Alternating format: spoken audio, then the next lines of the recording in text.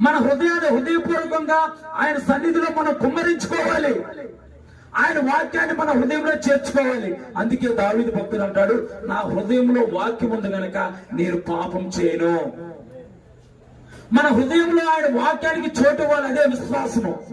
ఎందుకనంటే వినుట వల్ల విశ్వాసం కలుగును, వినుట క్రీస్తును గురించిన మాట వల్ల మాత్రమే విశ్వాసం కలుగుతుంది. సేవకుడు చెప్పే మాటల వల్ల కాదు. సేవకుడు నోట పలికిచ్చే ప్రతి మాట వారి యొక్క ఇచ్చిన బట్టి కలగదు కానీ పరిశుద్ధాత్మ పేరును బట్టి కలుగుతుందని దేవుని వాక్యము రూఢిపరచబడుతుంది. దేవుని యొక్క పరిశుద్ధమైన నామానికి మహిమ కలుగును గాక.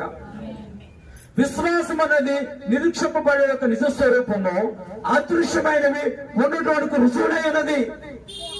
నీవు నా జీవితంలో మంచి కార్యం జరగాలని ఇక్కడికి వచ్చి నీవు విశ్వసిస్తున్నావేమో, దేవుడు తప్పకుండా నీ జీవితంలో మంచి కార్యం జరిగించును గాక.